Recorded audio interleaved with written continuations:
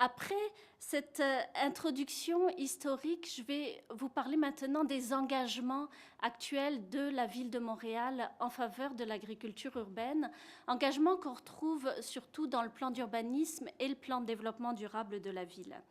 Dans le plan d'urbanisme, il y a un engagement qui concerne directement l'ouest montréalais et qui précise qu'on souhaite préserver et mettre en valeur le caractère champêtre et les activités agricoles de certains secteurs de l'ouest de la ville. Je vais revenir un peu plus loin dans ma présentation sur les activités qu'on retrouve dans l'ouest montréalais. Et puis, dans le plan de développement durable de la collectivité montréalaise, il y a deux engagements importants. L'un qui concerne les projets de quartiers durables qu'on appelle les quartiers 21. Donc, la ville s'est engagée à financer des quartiers 21 qui sont des projets de développement durable. Et dans ces exemples de quartiers 21, il y a 3 projets qui sont dans lesquels il y a directement des volets reliés à l'agriculture urbaine. Enfin, Montréal s'est engagé à réaliser une stratégie de biodiversité et de verdissement qui pourra comporter des volets reliés à l'agriculture urbaine. Actuellement, on est à la première étape de ce travail qui est l'élaboration d'un diagnostic sur la biodiversité et ses modalités de gestion. On parle aussi d'approches novatrices. Parmi les approches novatrices, je vous parlerai du projet de paysage humanisé.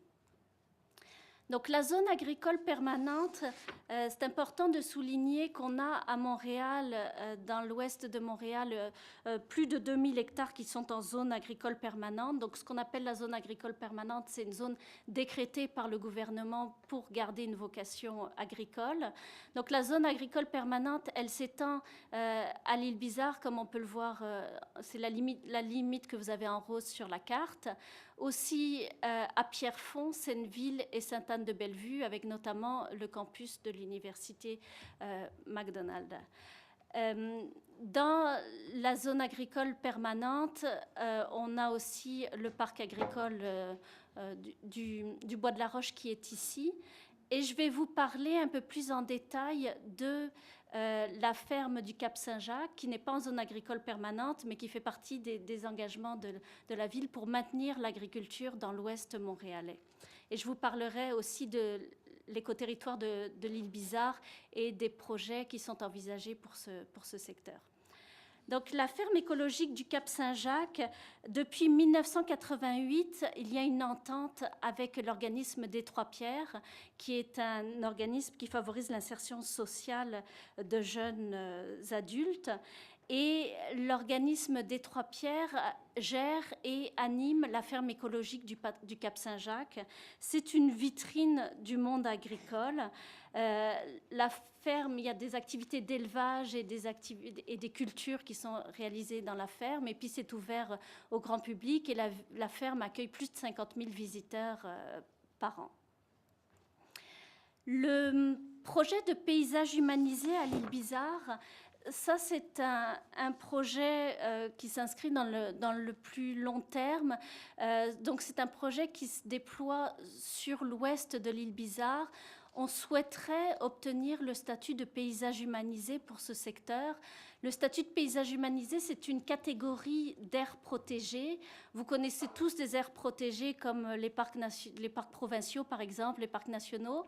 Mais dans le cas du paysage humanisé, c'est un statut d'aire protégée qui est très particulière puisqu'on reconnaît l'importance des activités humaines pour le développement et la protection de la biodiversité. Ici, en l'occurrence, on reconnaît le rôle des activités agricoles dans le maintien de milieux ouverts qui favorisent donc une diversité d'espaces et qui favorisent une biodiversité intéressante. Donc, on a mis en place une table de concertation qui réunit différents partenaires et notamment des citoyens de l'île Bizarre. Cette table de concertation a été mise en place en 2010 et on travaille à voir comment préciser ce projet et le mettre en œuvre.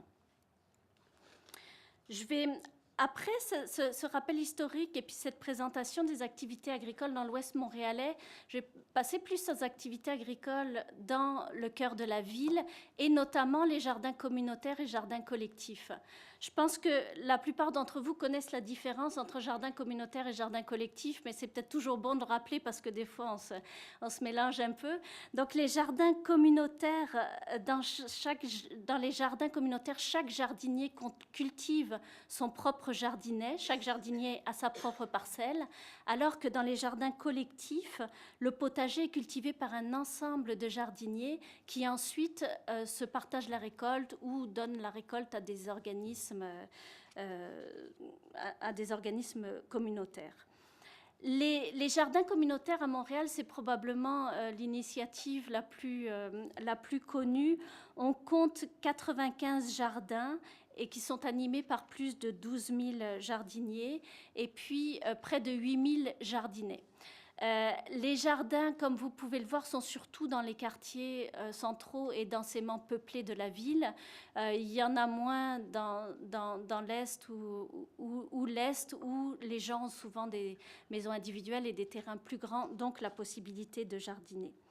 Les premiers jardins, comme le disait Madame Roy, datent du milieu des années 70, et puis au fur et à mesure, l'offre en jardin s'est développée à travers la ville. Les jardins sont un programme municipal et sont sous la responsabilité des arrondissements depuis 2002. Ça résulte d'une collaboration entre la ville et les citoyens. Donc c'est souvent sous la direction de la culture, des sports et des loisirs de l'arrondissement qui est responsable du jardin, en lien avec un comité de jardin qui sont un regroupement de citoyens qui prennent la responsabilité du jardin et travaillent en collaboration avec l'arrondissement. Donc, vous pourrez voir dans le rapport qu'on a élaboré d'intéressants témoignages de jardiniers qui montrent combien ces jardins peuvent être importants dans la vie quotidienne de nombreux Montréalais. Autre aspect dans lequel la ville intervient de manière plus indirecte, ce sont les jardins collectifs. Donc, on a recensé plus de jardins collectifs soutenus par la ville et les sociétés paramunicipales. Dans le courant de la journée, il y aura plus de détails de la part d'organismes qui sont très activement impliqués dans ces jardins. Ces jardins, on en recense depuis les années 90, mais je dirais qu'ils sont surtout développés depuis les 5 dernières années. La ville intervient de manière très, très diversifiée suivant les jardins. Ça peut être un soutien financier, des fois c'est un soutien en ressources humaines, des fois c'est du prêt local ou de terrain. Donc le soutien peut être très variable. Et le soutien aussi se fait à travers différents programmes qui sont gérés par la ville et d'autres partenaires. On a les programmes de revitalisation urbaine intégrée comme le RUI et d'autres programmes comme Quartier 21 dont j'ai parlé précédemment. Ici, on voit sur la photo le jardin collectif de l'école Louis-Bourg, de l'arrondissement Annecy. C'est un projet de l'écoquartier et de l'école. Et c'est un jardin à la fois pour les élèves de l'école et puis certaines familles. Autre exemple, c'est le quartier 21 Hodge Place Benoît dans l'arrondissement Saint-Laurent, qui est aussi une opération de revitalisation urbaine intégrée. Sur les photos, vous voyez sur cette photo à votre droite la plantation de la forêt nourricière, donc avec une équipe de bénévoles, et puis à gauche le jardin collectif Kiwi Box dans lequel il y a notamment des plantations de kiwis. Donc là aussi, en après-midi, il y aura une présentation notamment du responsable du projet Dessert du Dos-Blanc. Après, donc cette présentation, je vais laisser la parole à Daniel Groux qui va vous présenter d'autres initiatives importantes qui sont sous la responsabilité de la ville, notamment en ce qui concerne les jardins de démonstration et puis les activités de conseil ou de sensibilisation. Oui, vous avez des diapos. Tu n'avais pas complété là-dessus? Un petit mot? Ah oui. Un petit mot, j'ai oublié, on a vu dans les programmes de logement se développer récemment des initiatives de locaux communautaires ou cuisine collective. Donc dans plusieurs programmes de logement, il y a des lieux qui sont réservés et qui permettent de faire des cuisines collectives ou des activités en lien avec l'agriculture. Ici, on voit une initiative de l'Office municipal d'habitation de Montréal avec des madames qui préparent des bacs pour cultiver à l'extérieur.